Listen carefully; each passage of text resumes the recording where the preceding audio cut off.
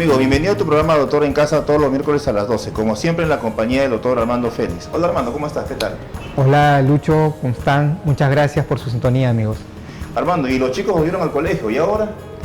Sí, pues ya se nota, hay mucho más tráfico en las calles, a los papás corriendo, a las mamás buscando loncheras que espero que sean saludables. Armando, ¿y los chiquitines, tú sabes que salen al colegio, regresan del colegio, salen un momentito a su recreo? El sol también yo creo que hay que todavía tomarlo en cuenta porque todavía se siente el calor, ¿no? Sí, Lucho, se siente el calor, si no, que diga tu corte. Ahora ya le explicas por qué. todo tiene una razón. Sí, pues por eso me corté el cabello, porque este calor puede ser necesario, aparte había mucha sombra, ¿no? Armando, ahora los pequeños se han ido al colegio, ¿no? Sí, pues ya regresaron a clases. El detalle es que cuando ellos salen del colegio, Lucho, tú sabes que en ese momento la radiación es en un momento pico. Hay mucha radiación cuando ellos están saliendo. ¿El uso de bloqueadores ayudará, tú crees? Definitivamente, claro que el uso de los bloqueadores ayudan a que ellos se expongan a la radiación solar, aunque también hay que confiar en otras formas, ¿no? Quizás usar un gorrito, mangas largas ligeras, pero los bloqueadores sí ayudan. Bueno, la idea no es que sea un sombrerazo tampoco, ¿no? O sea, algo que sea adecuado, ¿no? Si no, ¿cómo entraría en la movilidad escolar o en la calle? No me imagino con un sombrerote. Claro, lo importante es que tengan algún tipo de protección. De todas maneras, es importante protegerse de la radiación ultravioleta porque se sabe que entre las 10 y las 2 de la tarde la radiación está en un momento pico, en la que deberíamos evitar. ¿Te habías enterado que hay un estudio que indica que hay una deficiencia de vitamina D? Qué curioso, ¿no? Se supone que la vitamina D, pues debido a la radiación solar o la exposición solar, se ve incrementado, se desarrolla en el cuerpo humano, pero que ahora haya una deficiencia de vitamina D me parece extraño, ¿no? Así es, Lucho. Estudios en Europa y en Estados Unidos han constatado que alrededor del 80% de las personas tienen deficiencia de vitamina D. Se cree que es por el tipo de vida que se está llevando, ¿no? Prácticamente con poca exposición al aire libre. Producto también de la pandemia, ¿no? O sea, las personas se han visto aisladas en casa, trabajo en casa, los niños no han salido. Eso ha hecho que haya una exposición mínima y también una deficiencia en la vitamina D. Uh-huh. Así es, sí, pero estos estudios fueron antes de pandemia. O sea, estos valores de deficiencia de vitamina D fueron en el 2018. Entonces, probablemente ahora la deficiencia es mucho mayor. Y para entender un poquito más la vitamina D, ¿qué función tiene en el cuerpo? Bueno, tú sabes que la vitamina D ayuda a fijar el calcio en nuestros huesos, haciéndolos fuertes, pero no solamente esa es su función. Se ha visto que en pacientes que tienen deficiencia de vitamina D, también su sistema inmunológico, que ayuda a defendernos contra infecciones, también se ve disminuido. O sea que, Armando, yo tengo que estar mínimo 1 hora en el sol para poder tener mi suficiente cantidad de radiación y así no estar con deficiencia de vitamina D. Lucho, bueno, todo en su justa medida. Esto no es un estudio, pero muchos especialistas lo que recomiendan es exponernos entre 10 y 15 minutos con los brazos libres y quizás con short, en 1 hora donde no hay mucha radiación, por ejemplo entre las 8 y las 9 de la mañana. Ese sería el tiempo suficiente para tener buena producción de vitamina D. Podemos inferir en todo caso que todo extremo no es bueno, es decir, el exceso de radiación solar en 1 hora que no es adecuada nos puede llevar al desarrollo de patologías, incluidos el cáncer, o en todo caso la poca exposición a una deficiencia de vitamina D. A consecuencia de eso, hemos invitado a nuestro primer especialista, que es el dermatólogo, el doctor Ernesto Eguavi, especialista en dermatología y en cáncer de piel. Así es, Lucho, y también nos acompañará nuestra amiga la doctora Angélica Chávez, que es egresada de la Universidad Federal de Minas Gerais. Ahora vamos a aprovechar para conversar sobre qué hacen los padres para que el niño comience a tener el hábito de cepillarse los dientes. Y luego del corte regresaremos con el tema cáncer de piel, desarrollado por nuestro especialista, el doctor Ernesto Eguavi, dermatólogo. Regresamos. Sabiamente saludable. Este blog te va a ayudar a recuperar, renovar y potenciar la salud por medio de la nutrición y el deporte. Doctor Armando Félix Zambrano, cursos de nutrición y salud. Sabiamente saludable. 992-361-587.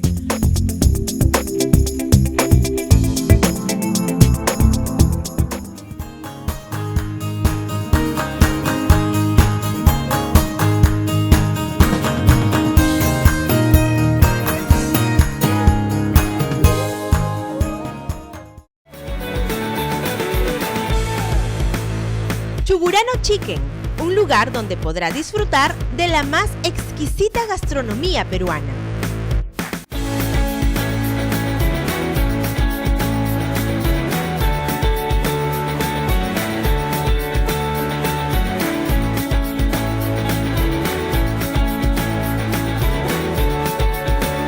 Amplios salones de recepción.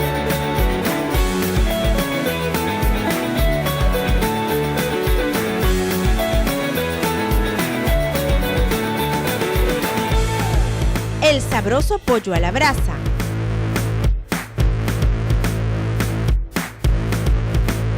Potajes cajamarquinos.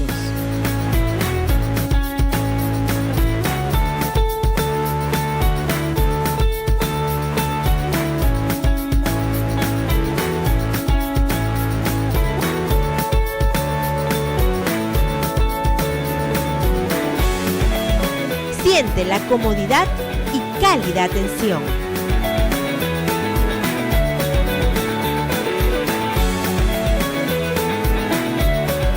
Chugurano Chicken, un lugar donde el tiempo se disfruta.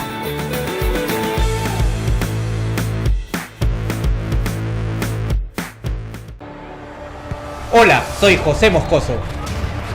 Y yo, Car Flores. Este y todos los martes a las 8 de la noche En Occidental Televisión, Esquina Deportiva. porque lo nuestro es fútbol.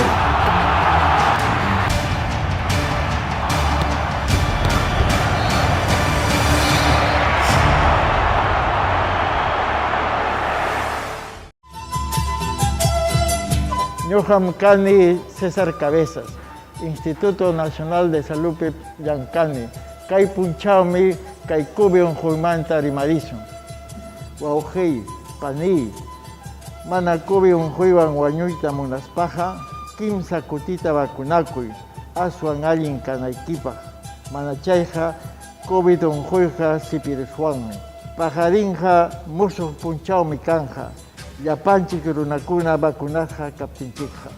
Turi Panikuna, Cuscanchikmi Kaikobe un Huita Chincachizum.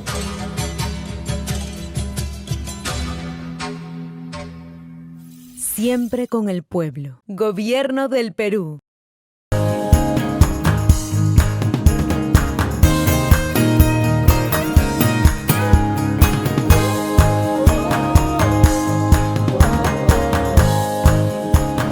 Ahora tenemos un interesante informe desarrollado por el doctor Lucho Agüero, quien entrevista al doctor Ernesto Eguavil sobre cáncer de piel.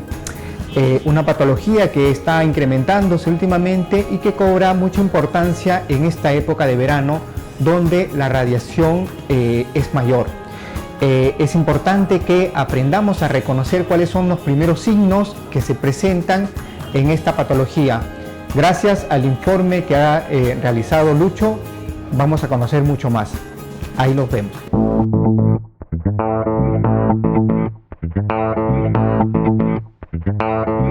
Ernesto, buenos días.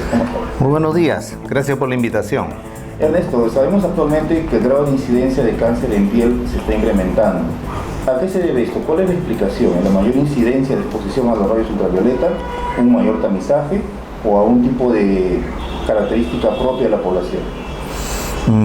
Bueno, mira, es cierto que estamos viendo más frecuentemente cáncer de piel e inclusive en personas un poco más jóvenes. Antes era típico de la persona anciana, mayor de 70 años, 80 años, pero hay ahora gente más joven que tal vez por la exposición continua al sol, la mayor radiación, la disminución en el grosor de la capa de ozono, que se está presentando con más frecuencia cáncer de piel, ¿no? Como indicadores para preocuparnos por el cáncer de piel, podemos considerar a los lunares como primera indicación, un lunar en una edad temprana, en un niño, o un lunar en una edad avanzada. ¿Cómo podemos valorarlo? ¿Cómo podemos decir que este lunar puede ser un riesgo para el paciente? Yo de padre veo a mi hijito que de repente tiene un lunar, ¿ya debo estar preocupado o en qué momento debo preocuparme?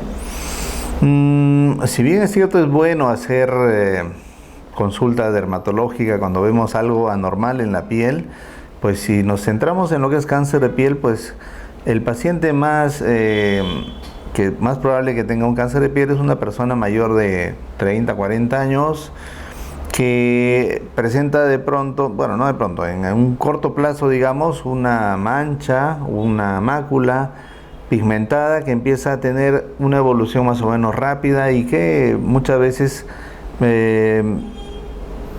él se lo araña o se la manipula y no cicatriza, ¿no? O sea, hace como que la herida se abra nuevamente y esto persiste y persiste, ¿no? Es una lesión, digamos, que evoluciona mal en el tiempo. Cuando hablamos de lunares, a veces podemos pensar de repente en aquel lunar que está expuesto al sol. ¿También debemos preocuparnos por lunares que no están expuestos al sol?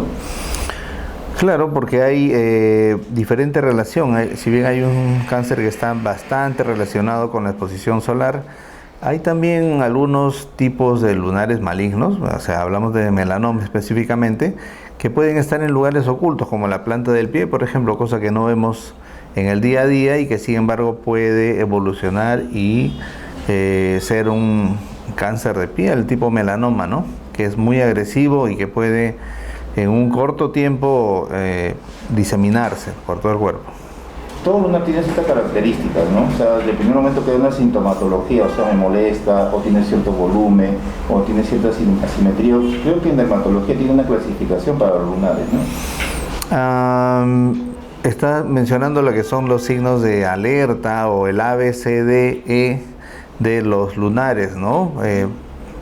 Que se planteó una forma fácil de recordar para que la gente pueda ver alguna mancha o un lunar y tratar de ver si es que es bueno o malo, ¿no? En forma rápida, digamos. Entonces, sí, el ABC hace alusión a, por ejemplo, primero si es asimétrico, ¿no? Si es una mancha que cuando la parto imaginariamente en dos, no tengo dos mitades muy parecidas, entonces ya estoy hablando de asimetría, ¿no? La B hace alusión, por ejemplo, a los bordes. Si es que son regulares, es probable que esto no sea malo, ¿no? Y si son más bien irregulares, es más probable que se trate de un lunar maligno, ¿no? Igual la letra C hace alusión al color. Si es uniforme y de tono igual en todos los lados, es probable que sea benigno, pero si tiene áreas muy pigmentadas y áreas claras, entonces es probable que sea malo, ¿no? Igual la D se refiere al diámetro, ¿no? Mayor de 0.6 o 6 milímetros, hay que sospechar que sea malo, ¿no? Y la E hace alusión a la evolución, por ejemplo, ¿no? En un tiempo relativamente corto que cambie, que moleste, que pique, cosa que antes no hacía, habla de algo malo, ¿no? Claro, cuando mencionas diámetro, para considerarlo un poco más entendible, o sea, podemos traducirlo a el diámetro de un borrador de lápiz, algo así, un poquito más grande. Claro, 6 milímetros más o menos es el borrador de un lápiz, que es más grande que eso, ya es algo sospechoso, ¿no? ¿Hay un antecedente genético? ¿Hay alguna carga genética hereditaria? Si mi padre, mi abuelo ha tenido, probablemente yo también podría tenerlo. En melanoma hay cierta carga genética, sí, pero también hay el cáncer no melanoma, en el cual lo que está muy relacionado es la exposición solar, ¿no? El carcinoma vasocelular, por ejemplo, lo típico es una persona, si tiene tez clara es más riesgoso, si ha estado expuesto mucho tiempo al sol en esas quemaduras, ¿no? Que antes se hacían porque iban, por ejemplo, a la playa y volvían tostados completamente. Si se ha dado mucho ese ciclo, hay mucho riesgo de que en el tiempo presente carcinoma vasocelular, ¿no? Que es un tipo de cáncer de piel, por ejemplo. Ah, claro.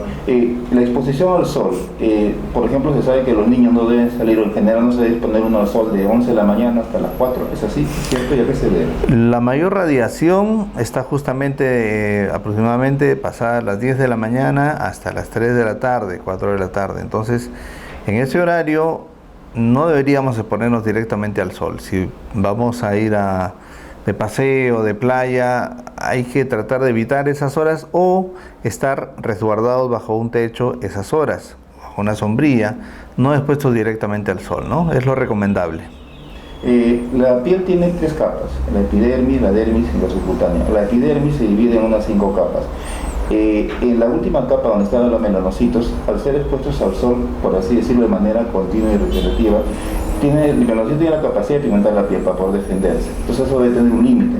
Entonces la mayor exposición al sol es la que puede producir el melanoma directamente, pero hablamos sin tiempo, o sea, tenemos que tener un niño expuesto todos los días al sol necesariamente, o puede ser de repente una mínima exposición poder desarrollar un cambio en su genética de este melanocito. Puede haber cierta predisposición, pero en general la radiación solar, los rayos ultravioleta, hacen que el ADN de las células mute, ¿no? Que cambie, y esos cambios son irreversibles.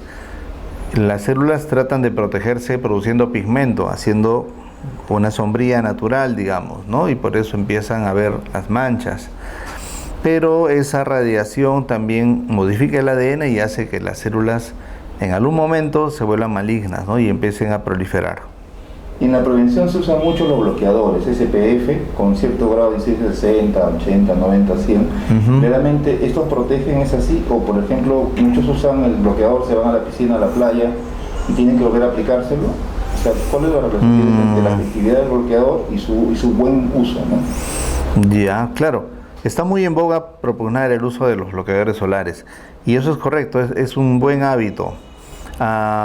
Pero si vamos un poco más allá, en lo que es fotoeducación, por ejemplo, hay que tratar de enseñar a las personas que no solamente es el bloqueador, sino que antes de eso está, pues, por ejemplo, no exponernos en horas punta, ¿no?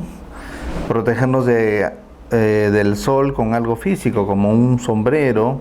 Ahora hay mucha ropa que tiene protección ultravioleta, por ejemplo, y que debería usarse, ¿no? Sombreros de ala ancha, las sombrillas, ¿no? Los lentes de sol, todos esos aditamentos van a ayudar a protegernos. Y luego de eso está el bloqueador solar, ¿no? El factor de protección, que es el SPF que usted comenta, pues sí, ya se ha estandarizado que más de 50 más es el estándar, ¿no? Que debería tener todo protector solar. Es un número que indica el número de veces que está protegiendo, evitando que, digamos, es lo que esa piel tolera antes de quemarse, ¿no? Hay que reaplicarlo, sí, porque entre el sudor, la evaporación y lo que accidentalmente puede retirarse, pues este bloqueador se va disminuyendo la capa de grosor que protege. Y es un buen hábito y es recomendable reaplicarlo cada cierto tiempo. Puede ser tan pronto como 2 horas si es que me meto a la piscina, me seco, ¿no? O por lo menos 3 o 4 horas. Un promedio de 3 horas es lo recomendable. Volver a aplicar el bloqueador. Claro, he visto se observa una costumbre muy habitual, ¿no? Que es el mojarse cuando hay calor, ¿no? Esto también puede dañar la piel por deshidratación al evaporarse, o incluso potenciar el rayo de la radiación ultravioleta. Eso puede ocurrir, una persona se moja el rostro cuando tiene calor y sigue caminando, y eso puede potenciar también el daño a la piel. Hacer más daño, no precisamente, la piel se empieza a secar, a deshidratar y uno podría refrescarla, ¿no? Pero, por ejemplo, si estamos hablando de exposición solar y uno tiene aplicado el bloqueador, pues al momento de mojar va a diluir un poco este factor de protección y va a disminuir su grado de protección. Entonces hay que volver a aplicárselo. Además, es bueno ver que el bloqueador que estamos utilizando sea impermeable, por ejemplo. Entonces evite que el agua lo limpie fácilmente, ¿no? Y cada vez hay mejores elaboraciones de estos productos que lo hacen pues cosméticamente aceptable, a un precio asequible, con un grado de impermeabilidad importante. Inclusive hay en muchas formas, ¿no? En polvo para aplicar, polvo compacto, en spray, en formas fluidas, ¿no? En forma de crema. Pero el reto que es el que siempre le digo a los pacientes, el reto es que lo use todos los días, sea invierno, sea verano, esté dentro de casa, esté fuera de casa. Es importante el hábito. Si usted quiere tener no solamente no cáncer de piel, sino pocas manchas o ninguna mancha, a pesar de la edad, tener pocas arrugas, todo eso se logra con el hábito de fotoprotegerse, y eso incluye el uso constante y permanente de fotoprotectores, o sea, bloqueadores solares. Ernesto, una pregunta, mira, determinado el caso, ya, o sea, encontramos el cáncer ubicado, la detección temprana ayuda bastante, la cauterización con nitrógeno puede evitar tranquilamente la diseminación del cáncer. Entonces, no tenemos que tener miedo cuando vamos a un chequeo en dermatología para descartar lunar. No debemos tener miedo o temor de encontrar algo porque es muy manejable a tiempo. Claro, al igual que el cáncer de otros órganos, si se detecta a tiempo, digamos, en forma temprana, hablando de melanoma, pues es curable porque el melanoma tiene varias etapas, ¿no? En un principio está superficial, luego ya empieza a invadir un poco en profundidad, y ya cuando pasa la dermis es donde empieza a diseminarse, ¿no? En zonas cercanas o inclusive a otros órganos, ¿no? El cáncer no melanoma y el vasocelular, ese generalmente no se disemina y no te mata generalmente, pero sí va creciendo en extensión, y cuando hay que operarlo, pues ya puede dejar una cicatriz importante, por ejemplo en el rostro, causando deformidades o mutilaciones, ¿no? Detectado a tiempo se puede controlar. Claro, cuanto más pequeño, si hablamos de melanoma, fácilmente extirpable, una cirugía pequeña y se acabó el problema, ¿no? Si es un cáncer no melanoma, detección temprana, cicatriz más pequeña, ¿no? Claro. ¿Algún consejo para nuestra teleaudiencia, por favor? Bueno, estamos ya casi terminando el verano, pero se acaba el verano y no quiere decir que dejamos de usar bloqueadores, ¿no? Hay que seguir los hábitos de fotoprotección y de fotoeducación. A pesar de que sea invierno, recuerden que los rayos ultravioleta atraviesan las nubes, atraviesan las ventanas, inclusive la luna de los carros. Hay que estar protegido para evitar enfermedades de la piel, ¿no? Y problemas futuros de piel también, incluyendo el cáncer de piel, que es tan serio y que puede llevarnos a la muerte, ¿no? Volvemos. Sabiamente saludable. Este blog te va a ayudar a recuperar, renovar y potenciar la salud por medio de la nutrición y el deporte. Dr. Armando Félix Zambrano, cursos de nutrición y salud. Sabiamente saludable. 992-361-587.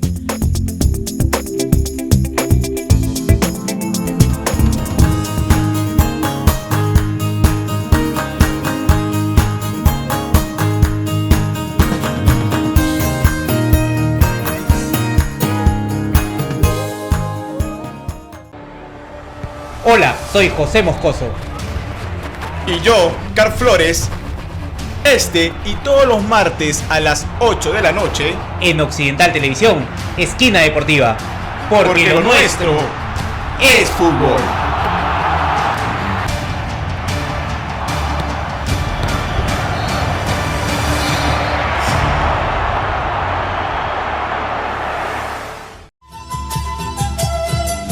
Ñuqam kani César Cabezas, Instituto Nacional de Salud Llankani. Kay punchawmi kay kubi unquymanta rimarishun. Wawqiy, pani, mana kubi unquywan wañuyta munaspaqa, kimsa kutita vakunakuy, aswan allin kanaykipaq. Mana chayqa COVID unquyqa sipiriswanmi. Pajarinqa musuq punchawmi kanja. Llapanchik runakuna vacunasqa kaptinchikqa. Turi panikuna, kuskanchikmi kay COVID unquyta chinkachisun.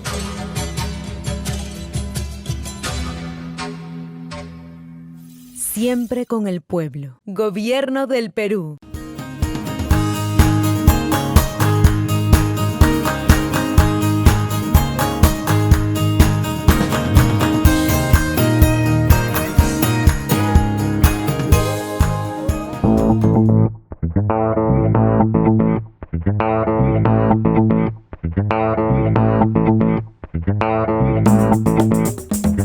Actualmente tenemos como una de las causas de mayor consulta en los centros médicos el estrés, que anteriormente no era muy tomado en cuenta.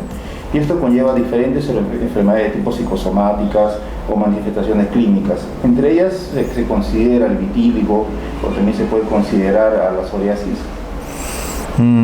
Claro, lo que mencionas es correcto. Se ha visto que estas enfermedades que has mencionado, por ejemplo la psoriasis, el vitiligo y algunos otros tipos de problemas de piel están bastante relacionados a cuestiones psicológicas, tensionales, a veces de estilo de vida o formas en las cuales el individuo procesa su estrés o sus emociones, ¿no?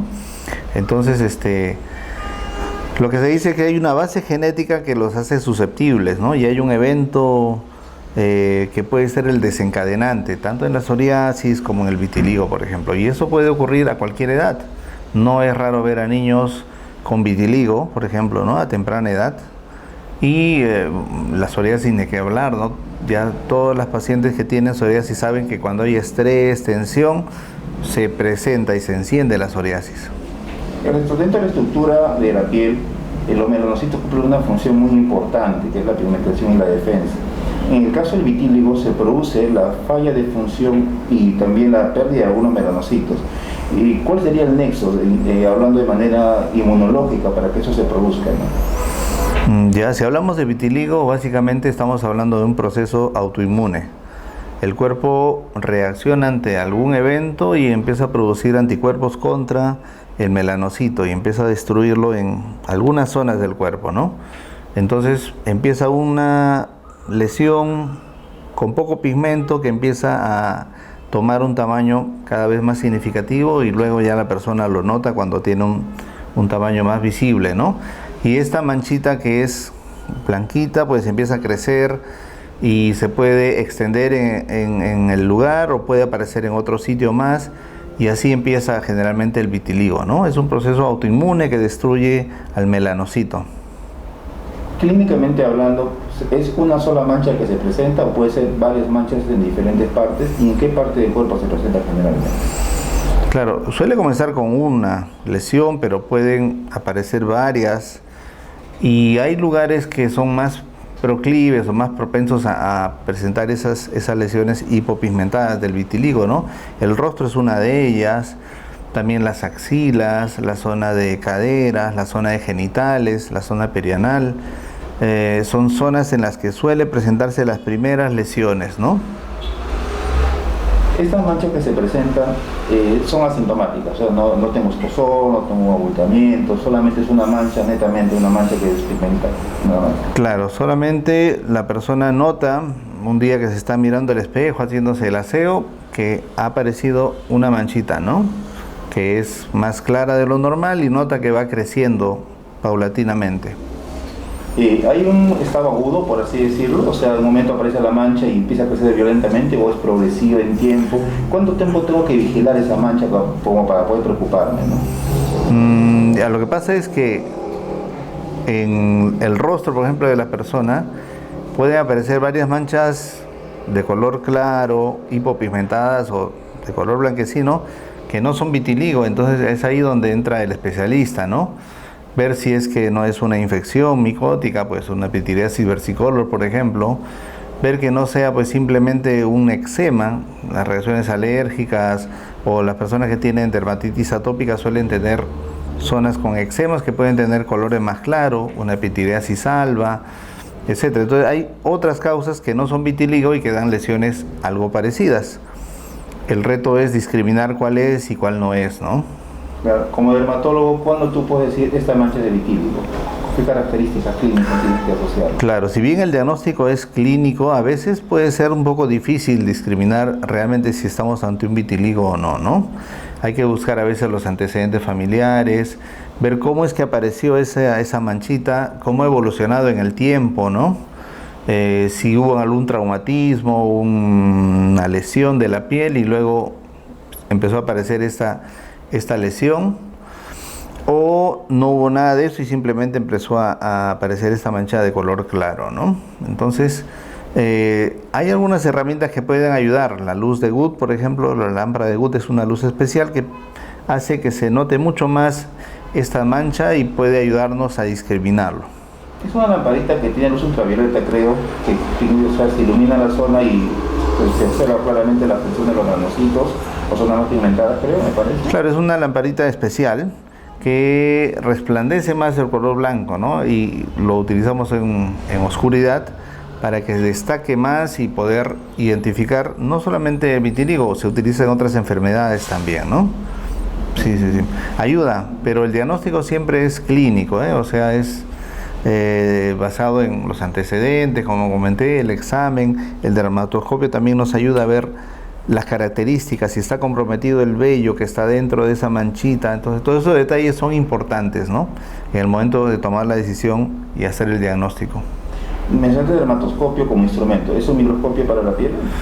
El dermatoscopio es la herramienta que tenemos los dermatólogos para poder ver a mayor aumento, en forma portátil y práctica, cualquier lesión de la piel, ¿no? Si bien se inventó básicamente para poder estudiar y ver las características de las lesiones pigmentadas, dentro de ellos el melanoma, ahora tiene múltiples usos, ¿no? Y el vitiligo, lesiones sin pigmento, es una de ellas, ¿no?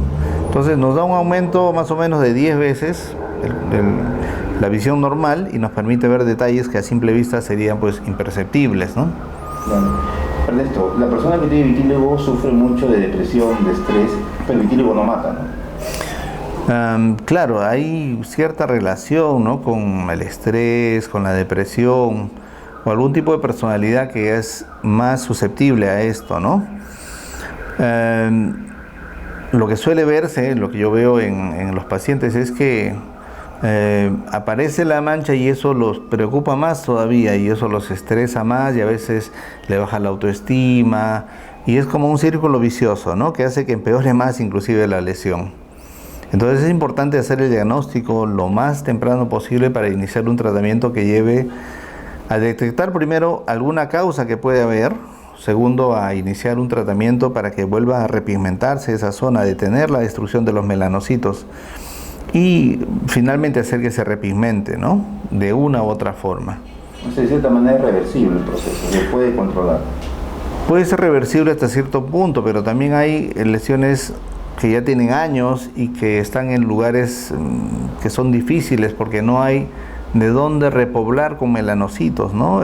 Cuando vemos que una lesión empieza a repoblar en color, es porque los melanocitos están, bueno, multiplicando o extendiendo sus bracitos de pigmento a partir, por ejemplo, de un folículo piloso, ¿no? Entonces, en una zona donde no hay pelo, como la palma de la mano, por ejemplo, va a ser difícil que vuelva a repigmentarse. De hecho, la mano es uno de los lugares más difíciles de repigmentar, ¿no? Bien.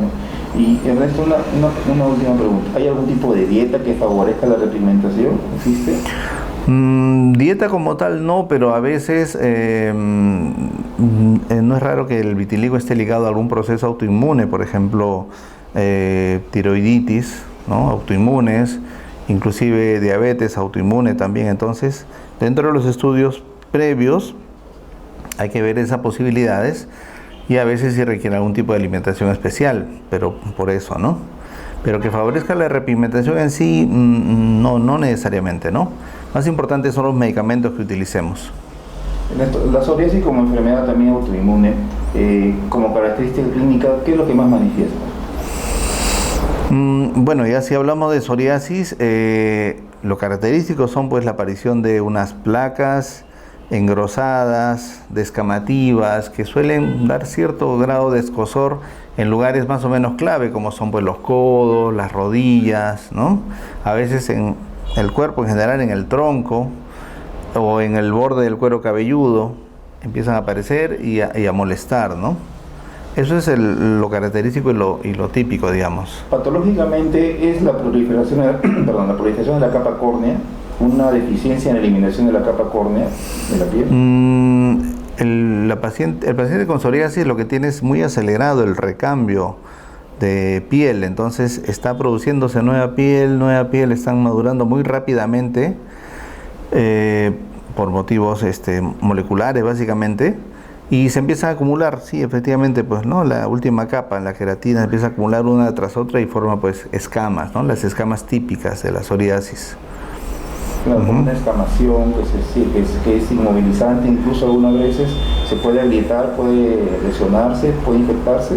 La característica clínica clásica es que uno empieza a quitarlas y llega un momento en el que llega a tener un sangrado así muy fino, ¿no?, en forma de rocío, ¿no?, el signo del rocío sangrante, ¿no?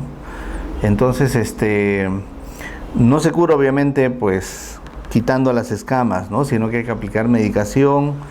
A veces generalmente tópica, pero puede ser sistémica también en algún momento, para que pare ese proceso inflamatorio, porque todo eso tiene una base inflamatoria que puede ser también sistémica. Hay quienes piensan que la psoriasis solamente es de piel y no es así. En realidad, el paciente con psoriasis tiene alteración de su metabolismo, suele tener sobrepeso o obesidad, suele tener problemas con los triglicéridos, los lípidos, y suele tener más incidencia de infartos, de diabetes, de todos esos problemas metabólicos. Es un proceso inflamatorio generalizado en el cuerpo, y si hay que atacarlo en forma global, ¿no? O sea, entra el tratamiento multidisciplinario y una especie de, hablamos en conjunto de signos y síntomas que conllevan a determinar que el paciente tiene psoriasis y también puede tener otras enfermedades más, conllevantes. De hecho, como le digo, no solamente hay que empezar a dar corticoides y crema y eso, sino que hay que visitar el endocrinólogo, hay que hacer ejercicio, disminuir el sedentarismo, hacer actividad, y por supuesto esto también va a aliviar el estrés muchas veces, o descargar las tensiones de forma que no empeore el cuadro, ¿no? ¿Hay alguna característica hereditaria, alguna carga genética también en la psoriasis? Sí, ahí sí la carga genética es importante, ¿no? O sea, padres, abuelos, hijos, nietos tienen una carga genética para psoriasis, y los eventos estresantes son los que finalmente lo desencadenan, ¿no? ¿Hay una característica etaria en algún momento en determinada edad, o pueden ser también niños afectados por psoriasis? Hay presentaciones infantiles, desde la psoriasis del pañal, o sea, lactantes, jovencitos, o sea, adolescentes, pero lo más común es cierto es en el adulto, ¿no? El adulto joven, que empieza con su psoriasis en algún momento en el cual pues hay como una conjunción de elementos, ¿no? Su carga genética, eventos estresantes, por ahí alguna enfermedad concomitante, y se despierta la psoriasis. Con el determinado diagnóstico de psoriasis, el pronóstico, ¿qué tan favorable es? La evolución, ¿qué tan está supeditado al momento que uno lo determina? Porque hay pacientes que determinan que tienen psoriasis y piensan que hay que abandonar el tratamiento, no quieren saber nada para no estresarse más, y eso de hecho que conlleva el empeoramiento de la enfermedad. O sea, el pronóstico determinado, bien manejado, ¿qué tan bueno es para un paciente con psoriasis? Va a depender del grado, ¿no? Hay psoriasis que se llegan a diseminar y a abarcar un área importante, altísima de la superficie corporal. Entonces tenemos pacientes que tienen, por ejemplo, 20, 30, 40% de la superficie corporal comprometida, y eso medra mucho su autoestima, los estresa demasiado. Y la medicación también, que ha ido evolucionando en estos últimos años, cada vez más sofisticada, sobre todo en los casos graves, pues ayuda a controlar esos casos de psoriasis grave, ¿no? Pero el rango es bien variable, ¿no? Desde el paciente que presenta solamente unas lesiones en el cuero cabelludo cada vez que se estresa, hasta el paciente que tiene inclusive casi todo el cuerpo comprometido, ¿no? Entonces lo más importante es la detección a tiempo para un buen manejo clínico. Si uno tiene una lesión escamosa, áspera, que persiste en el codo y que dice, no, es simplemente que mucho roce, ojo, puede ser una psoriasis, ¿no? Una lesión en el cuero cabelludo que piensa que tiene mucha caspa, no, caspa, compra un champú, otro y no mejora, ojo, puede ser psoriasis del cuero cabelludo, ¿no? Entonces esas formas pueden pasar desapercibidas o a veces confundidas, ¿no? O mal diagnosticadas. Y sí es cierto, la psoriasis no tiene una cura definitiva, pero se puede llegar a controlar también que no afecte tu vida, tu autoestima, tus actividades diarias, ¿no? Entonces ese es el plan con los pacientes con psoriasis.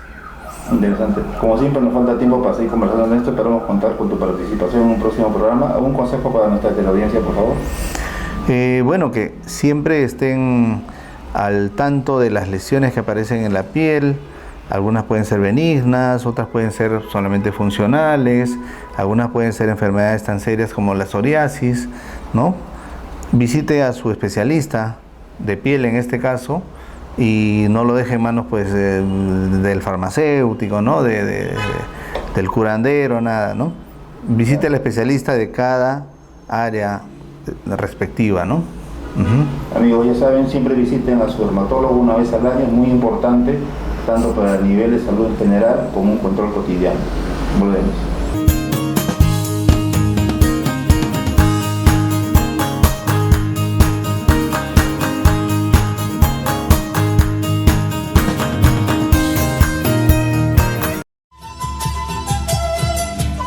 Ñuham Kani César Cabezas, Instituto Nacional de Salud Llancani, Kai Punchaumi, Kai Kubion Huimanta Rimarizo, Wauhei, Pani, Mana Kubion Huiban Wañuita Munaspaja, Kim Sakutita Vacunacui, Asuan Allin Kanaikipa, Manachaija, COVID Huija Sipirishuanmi, Pajarinja, Muso Punchaumi Kanja, Yapanchi Kurunakuna Vacunaja Kaptinchija. Turi Panikuna, Cuscanchikmi Kaikobe Huita Chincachisum.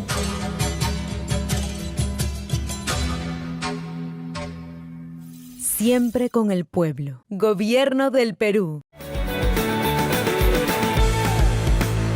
Chugurano Chicken, un lugar donde podrá disfrutar de la más exquisita gastronomía peruana.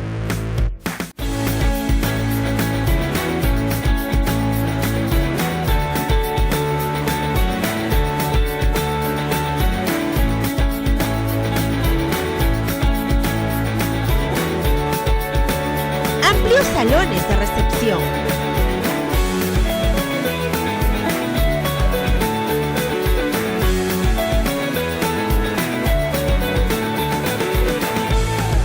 El sabroso pollo a la brasa.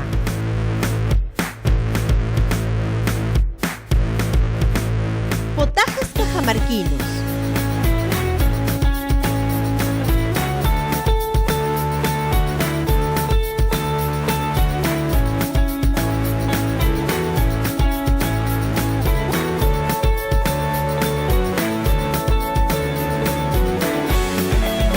Siente la comodidad y cálida atención.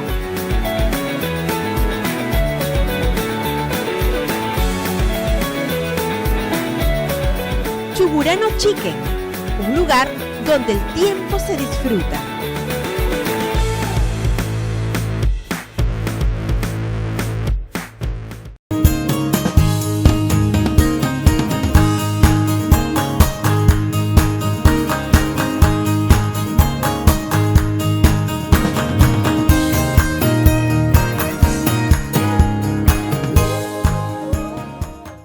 Amigos, y ahora tenemos nuevamente la presencia de nuestra amiga Angélica Chávez, doctora en odontopediatría. Muchas gracias, Angélica. Gracias por la invitación. Angélica, una preocupación que normalmente tienen los padres es que cómo hacer que sus niños o pequeños niños comiencen a cepillarse, que tengan el hábito de sentir la boquita fresca, de sentir la boquita limpia. ¿Cómo inculcarles este hábito tan saludable para los niños? Tú hablaste de niños pequeños, ¿no? Y cuando dices niños pequeños puede ser un niño de 6 meses, 7 meses, que es el momento donde comenzamos a cepillarle. Puede ser un niño pequeño de 3 años, un niño pequeño de 2 años. Y no es difícil, imposible, pero comenzar un hábito a los 3 años es mucho más complicado. Entonces vamos a comenzar desde que aparece el primer diente. ¿Cómo lo tenemos que hacer? Paulatino. Hacerlo divertido. El primer cepillado demorará pues 5 segundos, ¿no? Un tip para los papás, las mamás se preocupan mucho por limpiar la lengua y en su desesperación le ponen el cepillo hasta atrás y producen náuseas. Entonces el niñito cada vez que ve el cepillo ve eso y se asusta. Entonces eso es importante, hacerlo paulatino. Si es un niñito más grande de 3 años, por ejemplo, el ejemplo, ¿no? Si el papá no se cepilla, entonces, ¿cómo va a hacer que el niño se va a cepillar? El uso del hilo dental, que no lo hemos hablado, por ejemplo. El hilo dental, ¿cómo le voy a decir a un niño que use hilo dental si no ve al papá usando hilo dental? Entonces, el ejemplo es importante. Hacerlo paulatino. No pretendamos que un niño de 3 años, que nunca se ha cepillado, que por cierto se acuerda tardísimo y que come golosinas y que está con dolor dentario, comience una rutina de cepillado mañana, tarde y noche. Tiene que ser eso paulatino. La primera semana lo haremos solamente en la noche. Después pasaremos a hacerlo en la noche y después de almuerzo. En el mundo ideal debemos hacer los 3 cepillados, pero cuando vamos a comenzar, sobre todo cuando hay dolor dental, tenemos que tener algunos cambios, ¿no? El ejemplo es lo más importante, yo considero. Angélica, y ahora que los chicos han regresado al colegio, ¿tú recomiendas que lleven un cepillo al colegio? No.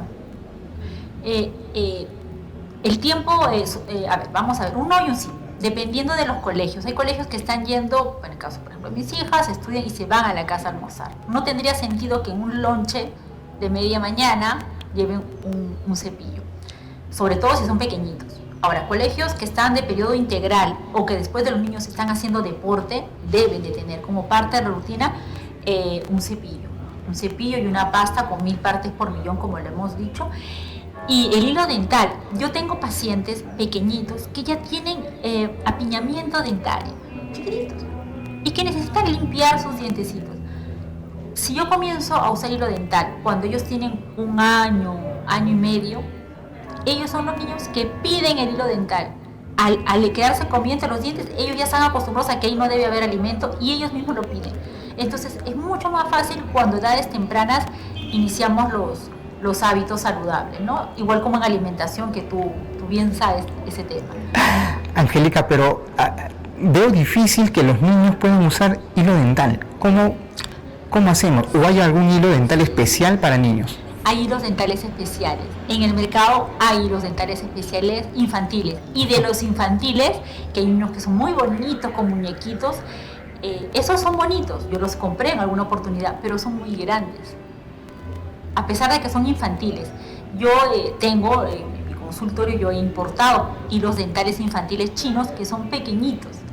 Entonces es mucho más cómodo porque abren un poquito la boca y ya entra el hilo. Entonces no es el hilo convencional, ese hilo convencional, no, ese no es. Porque eso es muy complicado para los papás. Ahora habrá papás que lo hacen muy bien, los felicito. Pero la gran mayoría, al momento de usar el hilo, mete la mano que es grande, el niño le muerde y a quién le va a gustar. Entonces, no resulta. Angélica, ya hemos hablado de pastas dentales, de hilo, ¿y es necesario que los niños o adolescentes utilicen enjuague bucal? Ajá. El enjuague bucal es ideal sobre todo cuando el niño ya sabe escupir. La indicación es después de los 6 años, 12 años, dependiendo de la cantidad de flúor que pueda tener, la capacidad del niño de escupir. Hay niños de 6 años que no escriben bien y no saben escupir bien. Yo sí indico cuando hay aparatología, pero aquí tienen que saber que el enjuague no suple el cepillado. Y muchos jovencitos de 10 años se enjuagan, tienen ese sabor fresquito y se dejan de cepillar. Y menos aún usar hilo dental. Entonces, eso tiene que quedar muy claro. Si el enjuagatorio va a ser motivo de que el niño se deje cepillar como un premio final, se puede utilizar, pero ya saben que es solamente 5 mililitros, o sea, muy poquitito, como decir una cuchara sopera nada más, y por poco tiempo, ¿no? 30 segundos. De preferencia usar enjuagues libres de alcohol, ¿no? Estamos hablando para el tema de prevención de caries, porque existen enjuagatorios que son, por ejemplo, para pacientes que están recibiendo radioterapia, por ejemplo, que son enjuagatorios especiales, ¿no? Claro. O los que tienen gingivitis, que son con otros compuestos, ¿no? Angélica, y en el caso de los adolescentes, yo acostumbraba a indicarles el famoso revelador de placa. ¿Es bueno? Sí. Expliquemos primero qué cosa es el revelador de placa. Hay unos enjuagues que son enjuagues, ¿no? También pastillas, ¿no? Enjuagues, ¿no? Que tú colocas en la boca y al momento de hacer un enjuague botas el líquido y te queda en tu boca marcadito todo toda la zona de placa, revela la placa, ¿no? La suciedad, te dice, uy, aquí tengo que limpiar. Como ama de casa también, les digo que eso genera mucha suciedad, o sea, se enjuagan, ensucian todo el lavadero, queda marcado, se secan, se limpian y la toalla también queda marcada. Entonces, hay que tener cuidado. Pueden hacerlo, claro que sí, todo lo que sea ayudar, que motive al niño, se puede hacer, no está mal, pero no usarlo todos los días, ¿no? Puede ser una vez a la semana como un control, ¿no? Y una cuestión que yo les doy como una sugerencia, ¿no? Tengo 25 años trabajando con bebés, mitad de mi vida dedicada a esto, y yo me he dado cuenta que los niños se rinden al aplauso. ¿Cómo es eso? Están llorando porque cuando hago la evaluación muchas veces hago contención y están llorando, incómodos, entonces yo comienzo a aplaudir. y cuando aplaudo se quedan como perdidos. ¿Qué pasó acá? Entonces se acostumbran, porque casi todos les gusta pues, ser elogiados. Entonces yo me he dado cuenta de eso. Entonces, ¿qué hago con la mamita? Cuando son niños que poco colaboradores, les indico que los envuelvan como un tamalito, con una toalla, ¿no? Y que hagan la limpieza. Y después de hacer la limpieza, que es breve, por periodos muy cortos, estoy hablando de 15 a 20 segundos, nada más, aplaudan. Y los niños se quedan muy alegres. Entonces, a ver la oportunidad de a lo mejor adicionar aquí un videito que tengo de niñitos que, es más, se cepillan y después de cepillar ya están grandes y aplauden, porque ya se les hizo una rutina. Entonces sí se puede hacer del cepillado un momento agradable, ¿no? Ajá. Gracias, Angélica. Ha sido muy esclarecedora esta entrevista, pero por ahí recuerdo que algunas mamás me dicen, cuando tienen un diente de leche que está con una carie y les digo que hay que restaurarla, me dicen, pero si es de leche, ya le va a salir el de adulto. Claro. Explícanos por qué es importante mantener los dientes de leche. Muy bien, yo te explico. Los bebés, los niños tienen 20 dientes y tienen 20 dedos. Todos cumplen una función, ¿no? Entonces yo puedo decir, meñique, realmente no, pues si no escribo, es más, si soy zurda, ¿no? Entonces se pierde un meñique, es parte, es un órgano del cuerpo. Es importante conservarlo, ¿por qué? Porque debajo de ese diente está un permanente y es importante para la guía de erucción, para la fonación, para el habla. Si pierdo 2 dientes de adelante, va a aparecer la lengüita, y eso podríamos hablar en otra oportunidad. Yo no quiero terminar sin hacerles recordar algo que es muy importante. Antiguamente se indicaba gasa. Ya sabemos que no es necesario limpiar la mucosa de los bebitos que no tienen dientes. No se manipula la boca, ni con gasa, ni con dedal de silicona. Eso no es una información mía, eso son según los estudios. Y ahora dirán, doctora, pero ha salido un cepillo 360. Es un cepillo que es como una cubeta que abarca todos los dientes y que eso es muy bueno, están vendiéndolo muchísimo, las redes sociales han invadido ese producto. Les cuento que ese cepillo tan moderno tampoco es adecuado porque no hace ese barrido necesario, porque sus filamentos no son los filamentos de nylon como de los cepillos, son de una silicona. Entonces no hace el barrido necesario. No cumple la función. No cumple la función. Entonces hay que tener cuidado también con esa modernidad. Angélica, muchas gracias. Recuerdo de tus consejos más importantes han sido que el flúor sea mínimo 1000 partes por millón, que de preferencia el tipo de flúor sea fluoruro de sodio, FNA, que los niños también deberían utilizar hilo dental. ¿Algo más, Angélica, que tengas que explicar a los padres que nos están mirando? Que es posible tener un momento de cepillado divertido, alegre, y si aquellos papás que están con mucho trabajo y dicen, doctora, no tengo tiempo, dense 2 minutos para que en el cepillado no solamente cepillen y limpien la boca, sino abracen a sus hijos. Esa sería mi recomendación. Muchas gracias, Angélica. Te vamos a tener habitualmente por acá. Gracias por regalarnos tu tiempo. Amigos, regresamos después del siguiente corte.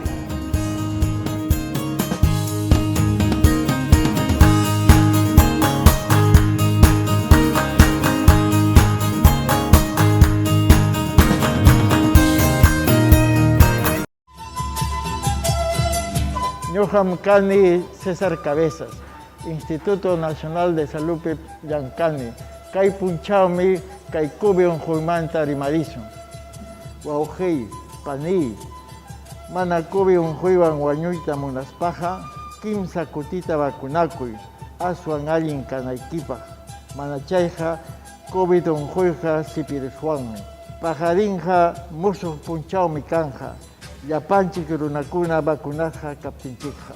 Turi Panikuna, Cuscanchikmi Kaikobe un Huita Chincachisum.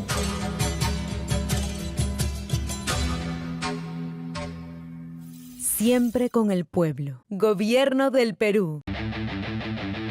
El Perú no puede parar. Necesita un transporte moderno, eficiente y seguro. El Transportista, de lunes a viernes, de 11 a 12 del mediodía, en Occidental Televisión.